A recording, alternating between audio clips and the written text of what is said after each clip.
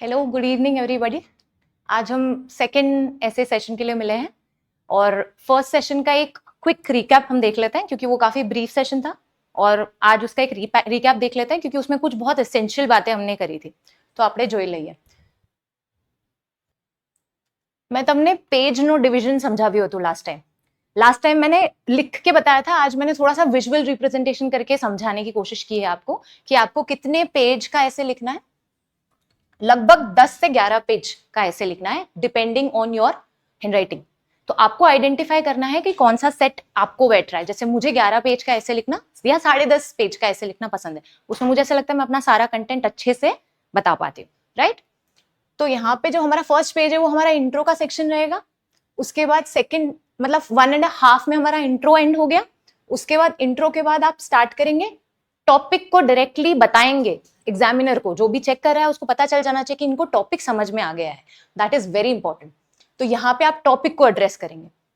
फिर आप हिस्ट्री से स्टार्ट करेंगे या कोई जो वर्ड्स जो टर्मिनोलॉजीज उस पर्टिक्युलर एसे में दी है। फॉर एग्जाम्पल એસેમાં ગ્રેટિટ્યુડ છે તો તમે ગ્રેટિટ્યુડ વર્ડને સમજાવશો, ठीक है।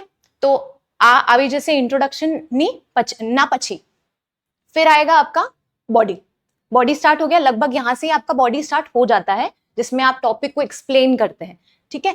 फिर आप स्टार्ट कर रहे हैं बॉडी, तो यहाँ पे जैसे आप इंडिविजुअल ले रहे हैं, यहाँ पे सोसाइटी ले रहे हैं, यहाँ पे नेशन का पर्सपेक्टिव ले रहे हैं और यहाँ पे वर्ल्ड का पर्सपेक्टिव ले रहे हैं। अब अगर ये अप्रोच आप अपना रहे ना तो इसको एक तरह से बोलते हैं क्रोनोलॉजिकल अप्रोच। मतलब आप छोटे से लेकर बड़े पर जा रहे हैं, राइट। और ऐसी कई अप्रोचेस है। हम लगभग 6 to 7 अप्रोचेस सीखने की कोशिश करेंगे थ्रू आउट आवर लेक्चर्स। एक चीज मेरी साइड से बहुत क्लियरली मैं आपको बता देती हूँ कि कोई एक अप्रोच किसी एक ऐसे में फिट नहीं होती। आपको मल्टीपल अप्रोचेस साथ में यूज करनी चाहिए। वो हम कैसे सीखेंगे अभी देखते हैं। हम एक मॉडल ऐसे भी देखेंगे और ब्रेनस्टॉर्मिंग करना भी आज सीखेंगे, ठीक है। तो ये हमने देखा था। उसके बाद हमने रियलाइज किया था कि काउंटर आर्ग्यूमेंट लेना भी जरूरी है, जिसको हम एंटीथीसिस कहते हैं, जो आर्ग्यूमेंट्स जनरेट करना होता है किसी भी ऐसे का। जैसे हमने वुंड और लाइट वाला एग्जांपल देखा था, तो हमने रियलाइज किया था कि एंटीथीसिस भी जरूरी है। वो लगभग 7 पेज से स्टार्ट होना चाहिए। 7 पेज से स्टार्ट हो गया, फिर 8th पेज तक आते आते आप पेन अल्टीमेट कंक्लूजन दे रहे हैं, जहां पे आप एग्जामिनर को यानी जो आंसर आपका चेक करने वाला है એને તમે બતાવશો कि તમારું ऐसे હવે અત્યારે खत्म થવા લાગ્યું છે। तो यहाँ पे आप पेन अल्टीमेट कंक्लूजन देना शुरू करेंगे, जहां पे आप पॉजिटिव वे फॉरवर्ड भी दे सकते हैं, आप पॉजिटिव कंक्लूजन देने की कोशिश कर सकते हैं। अभी हम ये सब सीखेंगे अच्छे से। फिर लास्ट में आप कंक्लूजन दे देंगे 10th पेज पे और 11वें पेज पे आप उसे लगभग खत्म कर देंगे, ठीक है। ये हमारा पिछले जो सेशन था उसका मेन टॉपिक था।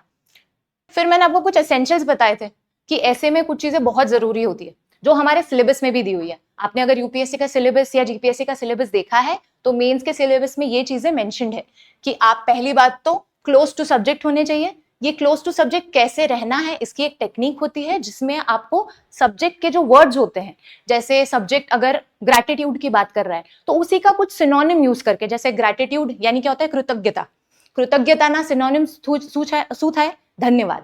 धन्यवाद एक वर्ड થઈ શકે છે सिनोनिम। तो वो वर्ड आपको यूज करके एग्जामिनर को बताना है कि मैं टॉपिक से अभी भी रिलेटेड हूं। हर पैराग्राफ में किसी ना किसी तरह से हम कोशिश करेंगे कि हम टॉपिक से जुड़े हैं, हम सब्जेक्ट के ऊपर ही लिख रहे हैं, हम डाइग्रेस नहीं हुए हैं, हम भटके नहीं हैं, ठीक है। तो ये पहला हो गया, close to topic. Flow maintain करना इंपॉर्टेंट है, ये मैं आज सिखाऊंगी और बल्कि हर क्लास में आपको 1 by 1 सिखाऊंगी कि कैसे टॉपर्स कॉपी के थ्रू हम कनेक्टिविटी सीख सकते हैं। आप कनेक्टिविटी सीखने के कई तरीके, जैसे देखिए कनेक्टर्स होते हैं, सिमिलरली, हावेवर, जेम के, એટલા માટે, ટૂંકમાં કહીએ તો, આવા વર્ડ્સ તમે યુઝ કરી શકો છો તમારા બે પેરેગ્રાફ્સને કનેક્ટ કરવા માટે, ठीक है। फिर क्वेश्चन पूछ, अब आपको कुछ समझ नहीं आ रहा आप कौन सा वर्ड यूज करोगे तो आप क्वेश्चन आंसर्स पूछ सकते हो।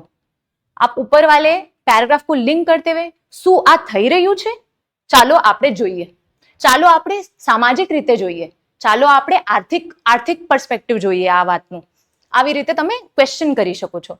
કોટેશનનો પણ યુઝ થઈ શકે છે, જેમ કે તમને ઇકોનોમિક્સને એન્વાયરમેન્ટથી લિંક કરવું છે તો તમે ગાંધીજીનો એક કોટ યુઝ કરી શકો છો कि nature has enough for men's need but not for greed, ठीक है। तो ये आप कोटेशन के थ्रू भी 2 पैराग्राफ को लिंक कर सकते हैं, ठीक है। फिर ये जैसे मैंने आपको बताया, लीव क्लूज इन द पिछला, मतलब जो आपका पहला वाला पैराग्राफ था उसमें क्लूज छोड़ दो कि आगे क्या आने वाला है। जैसे मैं आपको दिखाऊंगी एग्जैक्टली करते हुए, तो आपको ज्यादा मजा आएगा।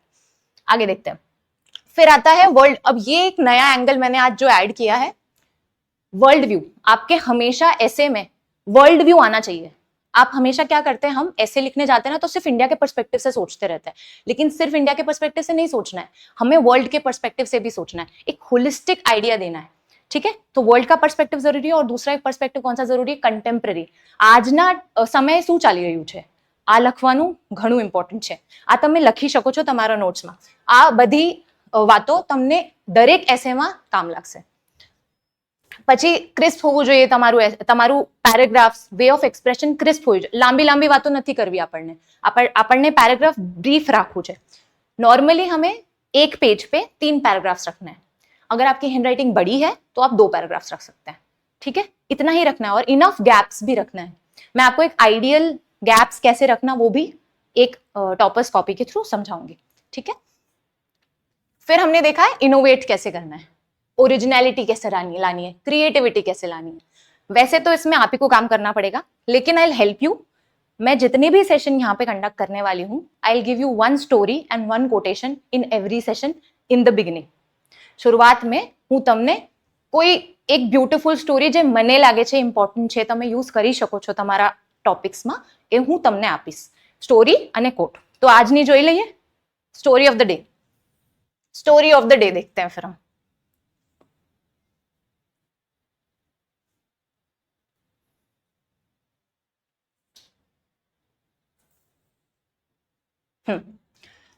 આ સ્ટોરી તમારી ગુજરાતીમાં પણ હું मेक श्योर करीश कि तमने मળી जैसे।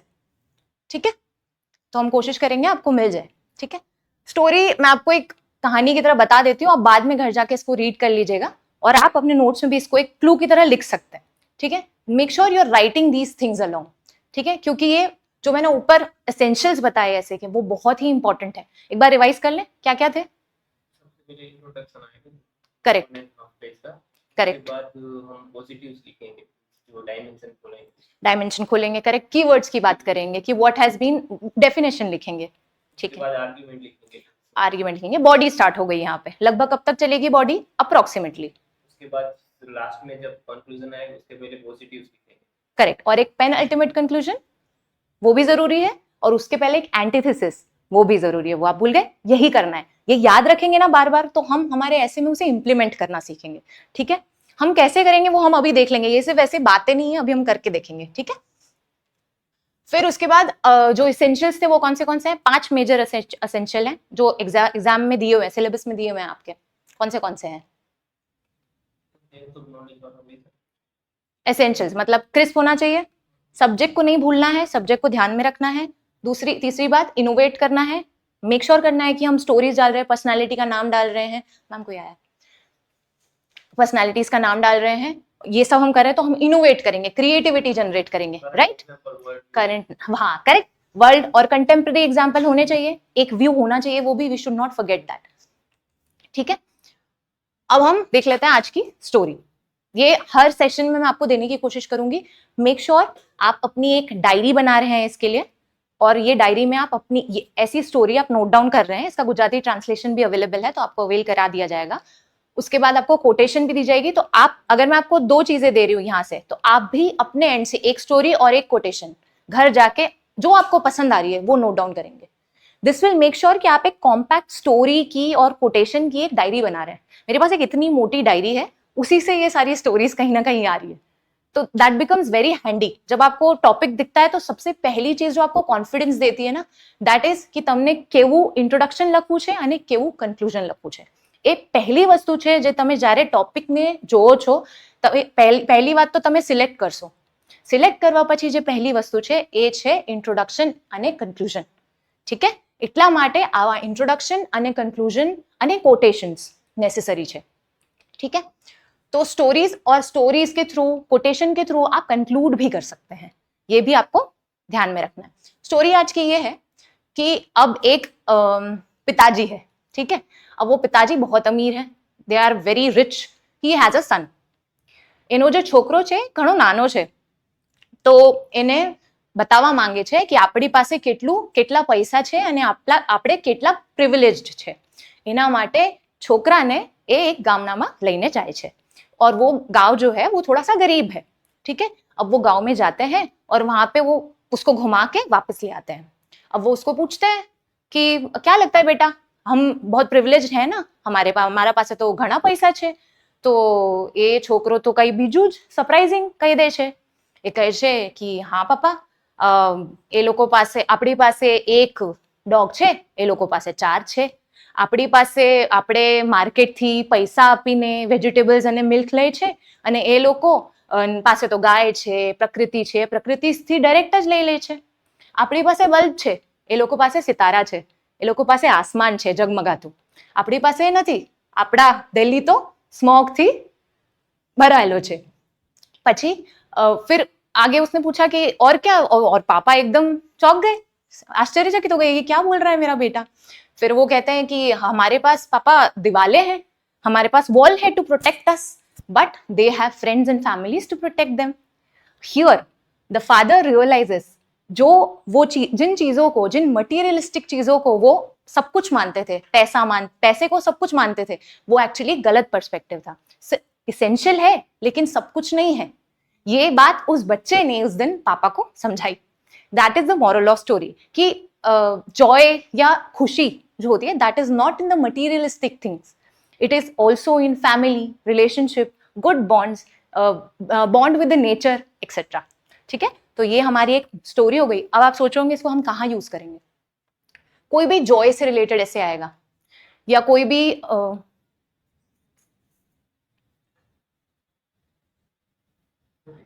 कोई बात. ठीक है. कोई भी जॉय से रिलेटेड ऐसे आएगा या खुशी से रिलेटेड ऐसे आएगा, कोई भी इस टाइप की वैल्यू से रिलेटेड ऐसे आएगा ना, उसमें आप ये टॉपिक यूज कर सकते हैं. या आप इनकलकेशन ऑफ वैल्यूज से रिलेटेड आएगा, तो पेरेंटिंग कैसे की जानी चाहिए, इससे रिलेटेड कहीं भी आपको कोई एग्जाम्पल डालना है छोटा सा, तो आप ये यूज कर सकते हैं. ऐसी कई यूटिलिटीज आप खुद डिस्कवर करेंगे. ठीक है. तो इस टाइप की जो स्टोरीज है ये आपको प्रोवाइड तो कराई दी जाएगी. ये गुजराती में भी अवेलेबल है.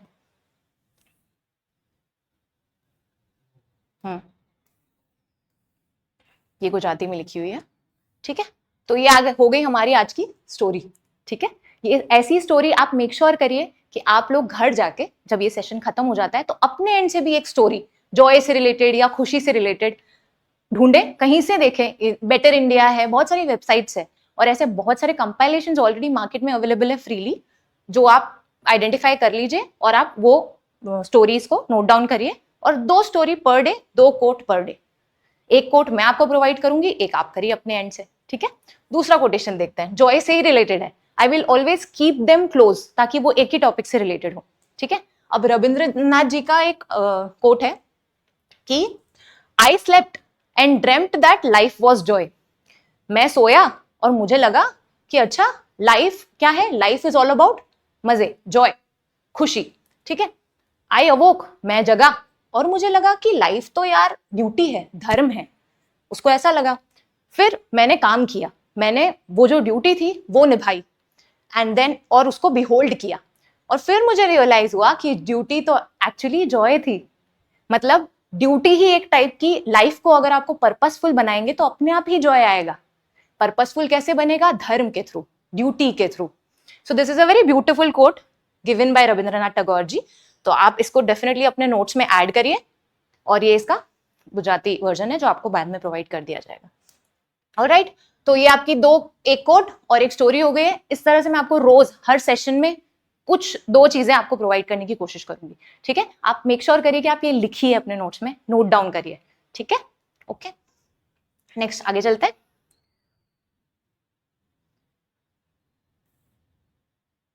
ठीक है. हमने एसेंशियल्स तो देख लिए थे, अब हम कुछ और चीजें देख लेते हैं. कुछ और चीजों में सबसे पहली बात आती है कि जब पहली बात ऐसे इंपॉर्टेंट क्यों है. ऐसे इंपॉर्टेंट इसलिए क्योंकि ये 250 मार्क्स का है और ऐसा अपॉर्चुनिटी है ये एक तरह से आपके सारे पेपर्स में, अक्रॉस पेपर्स आप देखने जाए ना तो जीएस में एवरेज में सबको +-10 मिलते हैं, लेकिन ऐसे में लोगों को +-25, +-30 का जंप मिलता है. People have got 160 in UPSC. And the जो सेकंड लास्ट है वो 130 पे ही है। तो ऐसा तो क्या हो रहा है 30 मार्क्स, इतने मार्क्स का गैप क्यों है ना? तो ये हमें एक अपॉर्चुनिटी की तरह लेना है। ऐसे इज वेरी इंपॉर्टेंट। अगर आप हफ्ते में एक ऐसे लिख रहे हैं, मिनिमम है ये, लिखना चाहिए, क्योंकि ये इसका रिटर्न ऑन इन्वेस्टमेंट अच्छा है। ठीक है, आपको ये एक इंपॉर्टेंट चीज है, ये ध्यान रखिए और लिखिए रोज। ठीक है, अब सबसे पहले जब आपके ऐसे के टॉपिक्स आते हैं तो हाउ टू चूज एन ऐसे, हाउ टू चूज, कैसे चूज करेंगे? एक तो पहले बात आपके पास बहुत कम टाइम है, आपके पास सिर्फ 15 से 20 मिनट होते हैं to choose and to brainstorm. तो मतलब चूज तो बहुत ही कम टाइम में आपको करना है। कैसे चूज करोगे आप ऐसे को? चूज करने के लिए सबसे बेहतरीन 2-4 तरीके हैं, वो मैं आपको बता देती हूँ। ये क्योंकि this is not something which I will repeat again. Brainstorming तो हम रोज करेंगे क्योंकि वो सीखना है, राइट? ये दिस इज समथिंग जो हमें ऑलरेडी पता होना चाहिए कि ये तो करना ही है, तो नेचुरली हमें आना ही चाहिए। सबसे पहले आप क्या चेक करेंगे कि आपके पास कोई बेहतरीन इंट्रोडक्शन, यानी कि कोई स्टोरी हो सकती है, या कोई कॉन्वर्सेशन होना चाहिए, या कोई पोएम हो सकती है, या कुछ इम्पैक्टफुल जो आपने रीड किया है और अपने नोट्स में डाला हुआ है। आप पर्टिकुलरली जो मैं आपको ये डायरी लिखने बोल रही हूँ, डायरी बनाने बोल रही हूँ, अगर इसमें से कुछ आप डाल सकते हैं, आपको full marks for intro. I can guarantee that, I have done that and it has been appreciated by so many. ठीक है, तो पहली बात, इंट्रो कंक्लूजन आपका उस टॉपिक का रेडी है, तो आप वो ऐसे चूज कर सकते हैं, एक चांस है। फिर आगे चलते हैं। आप 8 या 8 के करीब डायमेंशन जनरेट कर पा रहे हैं उस पर्टिकुलर टॉपिक से रिलेटेड। तीसरी बात हो गई कि आप उस ऐसे का जो टॉपिक है उसमें जो भी वर्ड्स है उसको बहुत क्लैरिटी से समझ पा रहे हैं। जितने भी वर्ड्स दिए हैं उसमें कभी कभी 3-4 वर्ड्स होते हैं, जैसे thinking is a game, it doesn't start जब तक कोई कॉन्फ्लिक्टिंग या सामने कोई ऑपोजिशन नहीं होता। तो यहाँ पे ऑपोजिशन एक कीवर्ड हो गया, थिंकिंग एक कीवर्ड हो गया, गेम एक कीवर्ड हो गया, करेक्ट? तो ये आप सारे वर्ड्स क्लैरिटी से समझ रहे हैं, तो ये हो गई तीसरी बात, तो ही आप उस ऐसे को चुनेंगे। चौथी बात, आप ये वाला ऐसे, इस टाइप का ऐसे, जैसे Joy is the simplest form of gratitude, ये क्वेश्चन आया हुआ है यूपीएससी में। आपने आज हम जो ऐसे लिखेंगे, आज जो हम ऐसे समझेंगे, ब्रेनस्टॉर्म करेंगे, that is related to joy only, somehow related to Joy.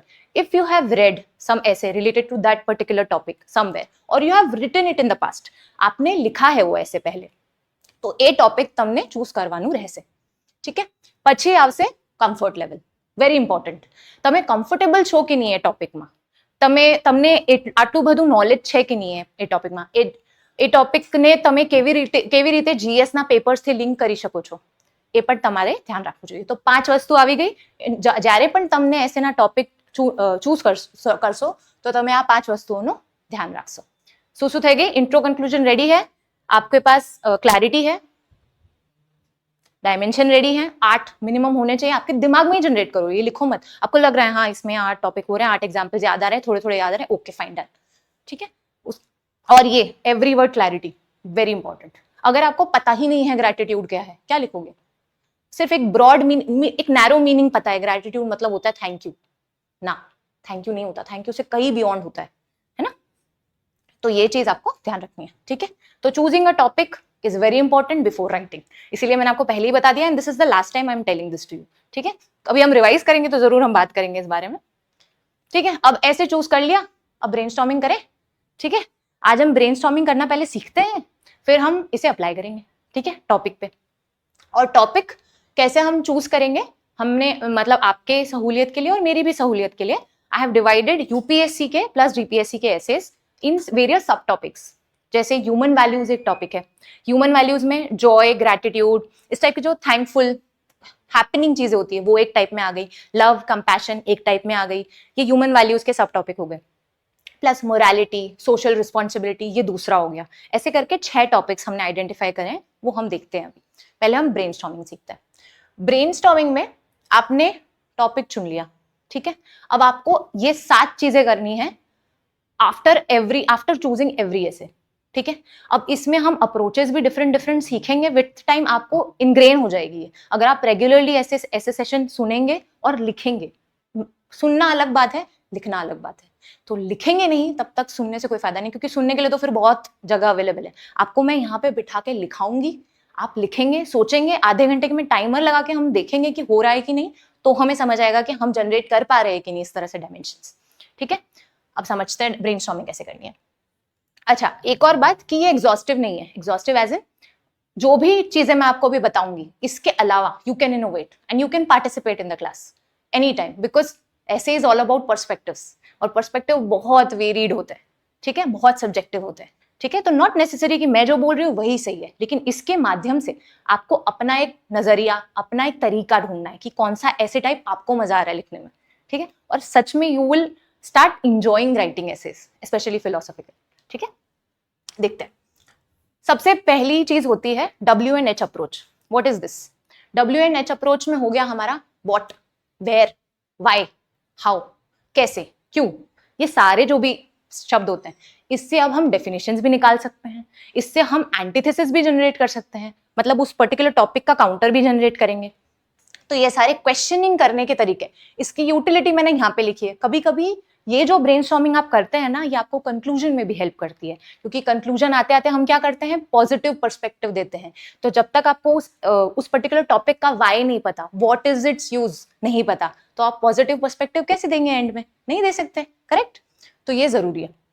उसके अलावा एंटीथेसिस में आप काम आएगा, वे फॉरवर्ड में काम आएगा। एक और चीज है पैरेलल डायमेंशन। मैंने कल परसों आपको एक और बात बताई थी, जब लास्ट सेशन था, वो एक और बात थी कि पैरेलल डायमेंशन और एंटीथेसिस जरूरी है। व्हाट इज पैरेलल डायमेंशन और एंटीथेसिस? जैसे वो वुंड्स और लाइट के केस में था कि पैरेलल डायमेंशन की वुंड, कभी कभी घाव बहुत ही गहरा हो जाता है, बहुत ज्यादा गहरा होता है, तो उसको बहुत टाइम लगता है हील होने में, तो लाइट कैसे आएगी? नहीं आएगी लाइट, तो पैरेलल डायमेंशन हो गया। कभी कभी चोट इतनी गहरी होती है, जैसे कि किसी लव्ड वन का लूज कर जाना, वो तो हम अंडू नहीं कर सकते, तो वो तो हमेशा के लिए रह जाती है, तो ऐसा जरूरी नहीं। ये एक एंटीथेसिस हो गया। तो ये जो दो चीजें हैं, ये भी बहुत इंपॉर्टेंट है, हर ऐसे टॉपिक में आप जनरेट कर सकते हैं, वो भी हम सीखेंगे, ठीक है। और इसके बाद इसी के साथ साथ ये कॉज एंड इफेक्ट भी हम पढ़ेंगे। मतलब ये ब्रेनस्टॉर्मिंग आप शुरू करेंगे, जब आप टॉपिक देखते हैं ना, तब ये ब्रेनस्टॉर्मिंग आप इस तरह से करेंगे। उसका व्हाट ढूंढेंगे, क्या, कैसे हो रहा है, क्यों हो रहा है, किस हद तक हो रहा है, कहां पे हो रहा है, और कब होगा ये चीज, कौन से सिचुएशन में होता है, ठीक है। कॉज एंड इफेक्ट क्या है, इसका पीछे का रीजन क्या है, और इसका इफेक्ट क्या होगा, और इफेक्ट कहां कहां देखेंगे, बहुत सारे डायमेंशन में देख सकते हैं। रूरल डायमेंशन में देख सकते हैं, इंडिविजुअल डायमेंशन में देख सकते हैं, वुमेन के डायमेंशन में देख सकते हैं, चिल्ड्रन के डायमेंशन में देख सकते हैं। अभी ये एकदम ईजी कर दूंगी मैं आपके लिए, ये डायमेंशन सोचना, ठीक है। अभी देखते हैं, ये फर्स्ट चीज हो गई WH अप्रोच, ये आपको हर टॉपिक आने के बाद ब्रेनस्टॉर्म करना है, ठीक है। उसके बाद दूसरा हो गया एवोल्यूशन। किसी भी चीज की हिस्ट्री से स्टार्ट करना बहुत ही कॉम्प्रहेंसिव लगता है। Whenever you right history about something, तो आप सामने वाले को ऐसा लगता है आपको अंडरस्टैंडिंग है इस पर्टिकुलर सब्जेक्ट की अच्छी, राइट। तो इवोल्यूशन लिखना ये सेकंड हो गया, कि उस पर्सपेक्टिव के बारे में, भाई पहले के लोग कैसे सोचते थे, अब के लोग कैसे सोचते हैं, और आगे के लोगों में कैसा पर्सपेक्टिव होगा उस पर्टिकुलर वैल्यू के बारे में, ठीक है। इवोल्यूशन हो गया। अब ये इवोल्यूशन को ही हम टेम्पोरल अप्रोच बोलते हैं, जो मार्केट्स में चल रही है ना, टेम्पोरल अप्रोच, ये तो डिफरेंट अप्रोच होती है, इनको ही हम एक साथ हम 3-4 अप्रोचेस को एक ऐसे में लगा सकते हैं।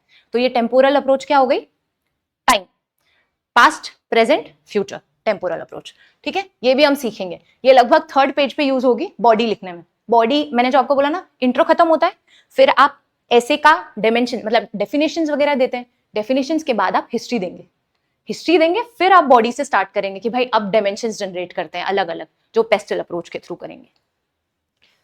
ये एक ऑप्शनल चीज है, जो या तो आप टॉपिक को डिफाइन करेंगे, या तो आप, अगर आपको नहीं समझ आ रहा है, टॉपिक इतना इजी है समझने में कि उसको डिफाइन करने की जरूरत ही नहीं है। कई बार टॉपिक बहुत ही कॉम्प्लिकेटेड होता है, तो उसे डिफाइन करना जरूरी है, but sometimes the topic is not that difficult, जिसके कारण आपको कुछ और ऑल्टरनेटिव सोचना पड़ेगा। तो क्या आप करोगे, कंटेम्परेरी टाइम में क्या चल रहा है, આજના જમાનામાં શું ચાલી રહ્યું છે, એ વેલ્યુ ક્યાં છે, એ વેલ્યુ આપણા હૃદયમાં છે કે નહીં, એ વસ્તુ તમને ખ્યાલ રાખવી પડશે। ये एक ऑप्शनल चीज है, ठीक है। या तो ये करेंगे, या तो आप डेफिनेशन देखेंगे। फिर ये हो गया हमारी अप्रोचेस, ये सबसे ज्यादा क्रूशियल चीज है ऐसे में। पेस्ट, इसका एक शॉर्टकट पेस्टल तो आपको सबको पता होगा, पेस्टल बहुत कॉमन हो चुका है, ऑफकोर्स सब करते हैं, पेस्टल हो गया। उसके अलावा यहाँ पे मैंने खुद से बनाया हुआ है, तो MDH मसाले सुना हुआ होगा आपने, MDH मसाले सुना है, हाँ। तो ऐसा वेगली याद रखिए, आपके सब कॉन्शियस में डाल दीजिए कि MDH के कोई इंसान है, MDH के कोई मालिक है, वो वैसे भी पगड़ी पहनते थे, तो आपने ऐड देखी होगी, दादाजी आते हैं जो, वो उन्होंने पंजाब PSC क्रैक करी है, तो वो MDH से पंजाब PSC तक चले गए। ये सिर्फ याद रखने का तरीका है, इसको आप बाद में भूल जाइएगा, ठीक है, क्योंकि ये रेलेवेंट है। पेस्टल MDH से PPSC, ठीक है। अब हम समझते हैं ये क्या है। ये हमारी क्या मेजॉरिटी जो बॉडी पार्ट है, जो हमारा बॉडी पार्ट है, ये 2 to 7 पेज, ये हम इसकी मदद से करने वाले हैं। इसी के थ्रू हम एग्जाम्पल्स जनरेट करेंगे, ठीक है। P पॉलिटिकल में एडमिनिस्ट्रेटिव भी आ जाता है।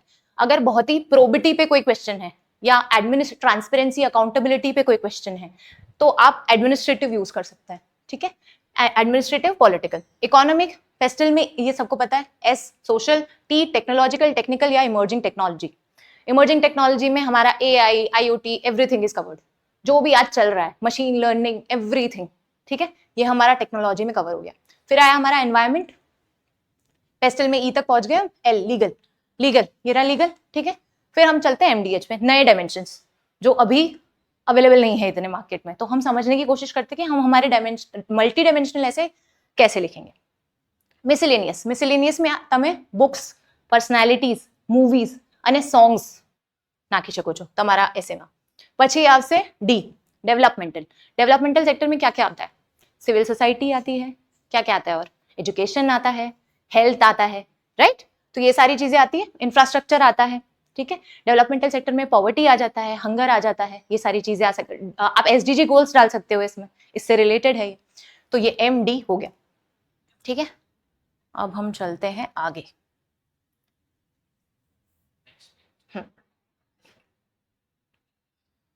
ठीक है, ये हाँ, ये हमने ये देख लिया, मिसलेनियस देख लिया, डेवलपमेंटल देख लिया। अब हम MDH पे चलते हैं। H इज हिस्ट्री आप ऑलरेडी उस चीज की बता चुके हैं, लेकिन अगर आपको मॉडर्न हिस्ट्री या प्री हिस्ट्री, आपके जो सिलेबस वाला टॉपिक है उससे कोई एग्जाम्पल याद आ रहा है तो आप डेफिनेटली उसको कोट कर सकते हैं। तो यहाँ पे हिस्ट्री हो गया। फिर सिक्योरिटी या डिफेंस, ये जो S है, सिक्योरिटी या तो डिफेंस, किसी डिफेंस पर्सनल की बहुत ही अच्छी स्टोरी है, आप वो डाल सकते हैं। सिक्योरिटी से रिलेटेड हमारी गवर्नमेंट कुछ बहुत अच्छा इनिशिएटिव ले रही है, वो लिख सकते हैं, ठीक है। फिर आ गया हमारा एथिक्स में तो आप डाल ही सकते हैं। एथिक्स के बाद फिलोसफी इसलिए रखा है क्योंकि वो रिलेटेड है। आप ऐसे सोचेंगे तो आपकी सोच बहुत ही कोहेरेंट होगी, you will make sure the flow is there, ठीक है। तो फिलोसफिकल हो गया, साइकोलॉजिकल हो गया, પછી આવશે स्पोर्ट्स અને culture, SC। Sports culture linked है तो आप स्पोर्ट्स कल्चर साथ में ले सकते हैं, ठीक है। तो ये आपके डायमेंशंस हो गए जो हम ब्रेनस्टॉर्मिंग के वक्त यूज करेंगे। अब आप सोच रहे होंगे ये कितने हैं, लगभग 15 डायमेंशन हो गए। अब इसमें भी सब डायमेंशंस होते हैं। फॉर एग्जाम्पल सोसाइटी में चिल्ड्रन, विमेन, दिव्यांगजन्स, malnourished people, then we have manual scavengers, then we have transgenders, then we have so many vulnerable people, so many people who belong to marginalized section, right? तो हम इसमें भी कई dimensions generate कर सकते हैं। तो ऐसे कर करके अगर हम देखें तो 45 से भी प्लस हमारे डायमेंशंस जनरेट हो सकते हैं, जिसकी इतनी नीड नहीं है, but we should know how to do it, क्योंकि यू नेवर नो, अगर सोशली इंक्लाइंड ऐसे आया तो आप ज्यादा टॉपिक्स दूसरे डायमेंशन से नहीं जनरेट कर पाएंगे, करेक्ट। तो यहाँ पे ये हो गया हमारे डायमेंशंस, ठीक है। ये हो गया 4th पॉइंट, राइट। अब हम देखते हैं आगे।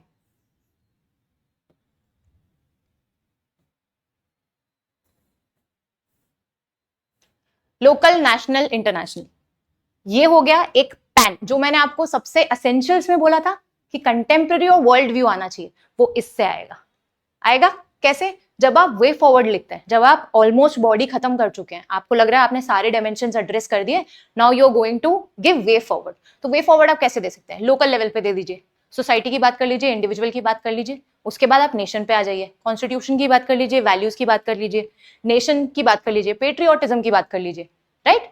फिर आप इंटरनेशनल पे आ जाइए, इंटरनेशनल में क्लाइमेट जस्टिस की बात कर सकते हैं, आप एनवायरमेंट की बात कर सकते हैं, ये सारी चीजें इंटरनेशनल लेवल की, या यूक्रेन क्राइसिस की बात कर सकते हैं, या कहीं और जहां पे वैल्यूज डिग्रेड हो रही है वहां की बात कर सकते हैं, या वे फॉरवर्ड दे रहे हैं तो पॉजिटिव एग्जांपल्स दे सकते हैं, केस स्टडीज दे सकते हैं, एक्सेट्रा, ठीक है। तो ये हमारा हो गया वे फॉरवर्ड, ठीक है। ये होती है लाइफ साइकिल अप्रोच या तो क्रोनोलॉजिकल अप्रोच जो हमने बात की थी, ठीक है, कि लोकल लेवल से लेकर हम इंटरनेशनल लेवल तक जा रहे हैं। मतलब इसमें लोकल लेवल में इंडिविजुअल स्टार्ट हुआ, society, family, society, organisation, nation, फिर इंटरनेशनल, ठीक है।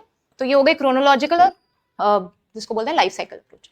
फिर जब भी आप वे फॉरवर्ड दे रहे हैं ना, make sure you are giving value oriented way forward. Values जैसे कि बहुत अच्छे वैल्यूज, ट्रांसपेरेंसी, टुगेदरनेस, ऐसे टाइप के તમને આવા કીવર્ડ્સ ની એક નોટ્સમાં તમને નોટ ડાઉન કરવું જોઈએ. ઠીક છે, એ તમારા એથિક્સના પેપરથી તમને મળી જશે. આવા બધા કીવર્ડ્સ તમને મળી જશે. ઇન્ટિગ્રિટી મળી જશે, પ્રુડન્સ મળી જશે, પ્રોબિટી મળી જશે. ઠીક છે, તો એનું એક કમ્પાઇલેશન બનાવી લેજો, એ તમને કામ લાગશે. પછી वैल्यूज થઈ ગઈ, कल्चरल वैल्यूज हो गई, एथिकल वैल्यूज हो गई, कॉन्स्टिट्यूशनल वैल्यूज हो गई, वो सब आप डाल सकते हैं. फिर आप कंक्लूजन पे आ गए, और कंक्लूजन हमेशा कैसा होना चाहिए? पॉजिटिव. ठीक है, ये हमारी 7 चीजें हैं जो हम हर ऐसे में करने की कोशिश करेंगे. ठीक है, इसमें कुछ डाउट या कुछ समझ नहीं आ रहा है, ऐसा कुछ नहीं? ठीक है, 7 डोमेन अब ब्रेनस्टॉर्म करने की कोशिश करेंगे.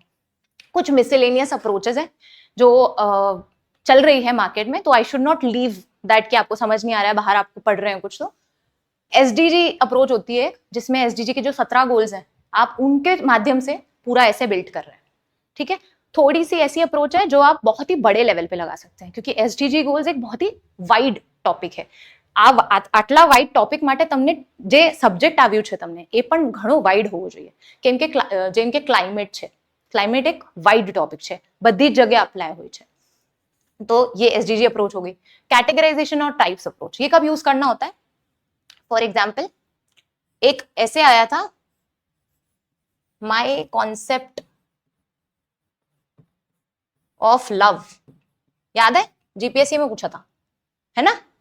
तो अब इसमें तो आपको कुछ दिया ही नहीं है क्वेश्चन में, आपको तो बस दे दिया कॉन्सेप्ट ऑफ लव. बताओ, अब इसको छोटे बच्चे की तरह तो नहीं लिख सकते, योर फेवरेट बुक लिख दो, ऐसा तो नहीं लिख सकते, है ना?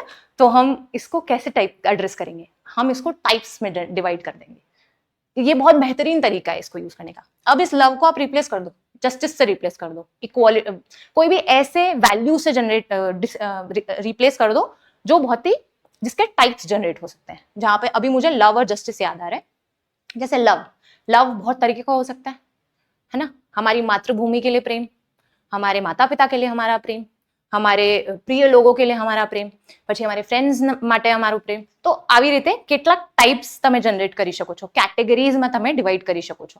Justice, retributive justice, distributive justice, inclusive justice, environmental justice, legal justice. આવી રીતે તમે જીએસના પેપર્સને લિંક કરીને સબ્જેક્ટને टाइप्सમાં डिवाइड કરી શકો છો. ठीक है, આ પણ એક टाइप છે. અને આ છે એક स्मार्ट अप्रोच. कुछ नहीं समझ आ रहा तो जीएस का सिलेबस तो आपने याद किया ही हुआ है, वो सिलेबस के हिसाब से लगा दो डायमेंशंस. नहीं समझ आ रहा है, ठीक है, तो ये एक अच्छी अप्रोच है. ये इवन आपके कई जीएस के पेपर्स में भी काम आती है कि आपको एक मल्टी डायमेंशनल आंसर लिखना है जीएस का, जीएस 2 का कोई आंसर है जो सोशल जस्टिस से रिलेटेड है, लिख दीजिए. जीएस का पूरा सिलेबस आपके टिप्स पे होना चाहिए, ये ऐसे ही नहीं बोला जाता है, होना चाहिए. ठीक है, ये हमारी बात हो गई. ठीक है, हम यहां तक खत्म कर दिया. अब हम कोशिश करेंगे कि, ठीक है, अब मैंने जैसे आपको बताया था कि आपके कन्वीनियंस के लिए मैंने जो टॉपिक्स है उनको सब टॉपिक्स में डिवाइड किया था. तो आज हम जो टॉपिक्स देखने वाले हैं,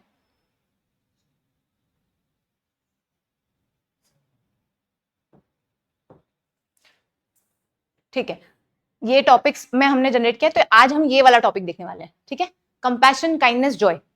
इसमें कुछ सब टाइप्स है, जैसे कि करुणा, ह्यूमन वैल्यूज एंड एथिक्स हमारा टॉपिक है, उसके कुछ सब टाइप्स हैं. तो ह्यूमन वैल्यूज में बहुत सारी वैल्यूज आ सकती है. वो वैल्यूज बहुत सारी, कुछ वैल्यूज बहुत पर्सनल होती है, कुछ वैल्यूज थोड़ी सोसाइटल लेवल पे अप्लाई होती है. इस तरह से सब डिवाइड किया गया है इसको. तो आप देख लीजिए बस, ये इतना इंपॉर्टेंट नहीं, इंपॉर्टेंट है हमें ब्रेनस्टॉर्मिंग करना. कंपैशन, काइंडनेस, जॉय एक हो गया सब टाइप वैल्यूज का.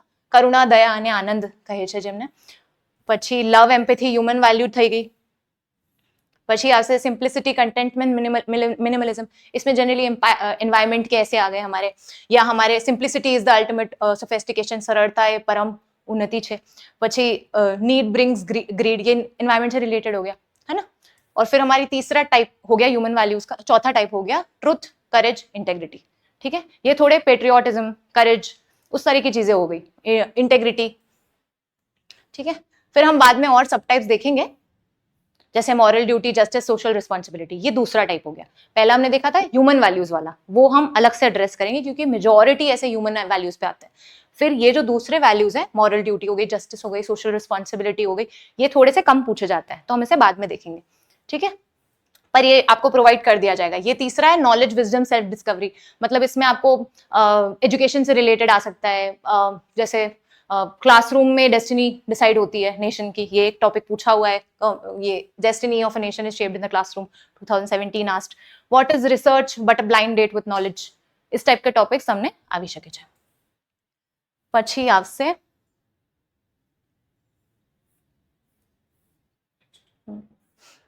Moral relativism, change and progress, मतलब इसमें चेंज की बात की गई है। इस टाइप के टॉपिक्स में आपको कंटिन्यूसली चेंज होने के लिए बोला गया है, या आप प्रोग्रेस कैसे देखते हैं वो बोला गया, जैसे the time to repair the roof is when the sun is shining, या you can not step twice in the same river, मतलब रिवर का फॉर्म चेंज हो जाता है, चेंज की बात की गई है, प्रोग्रेस की बात की गई है ना, ये एक टाइप का हो गया। और परसेप्शन, रियलिटी, रैशनलिज्म एक हो गया, जिसमें हम नॉर्मली विजनरी, मैथमेटिक्स, रीजन की बात करेंगे, रैशनैलिटी की बात करेंगे, ठीक है। પછી આવશે ક્રિએટિવિટી, આ એક નાનકડો ટોપિક છે, बहुत ही रेयर एक इस टाइप के ऐसे पूछते हैं, बट पूछते हैं। And if you are good at artist, मतलब आर्टिस्टिक थिंग्स, आप बहुत सारी बुक्स पढ़ते हैं, बहुत सारी पर्सनैलिटीज को रीड करते हैं, तो you can opt for these kind of ऐसे, जिसमें क्रिएटिविटी, आर्टिस्टिक स्किल्स या ऐसी कोई बात की गई है। जैसे inspiration for creativity springs from the effort to look for the magical in the mundane, मतलब बोरिंग चीजों में भी आपको मैजिक दिखेगा, अगर आप इंस्पिरेशन लेंगे, आप एफर्ट लगाएंगे, तो आपको क्रिएटिविटी कहीं भी दिख सकती है, कि कितनी भी बोरिंग चीज हो, ठीक है। इस टाइप के जो ऐसे हैं, ये भी हम देखेंगे हमारे आने वाले सेशंस में, ठीक है।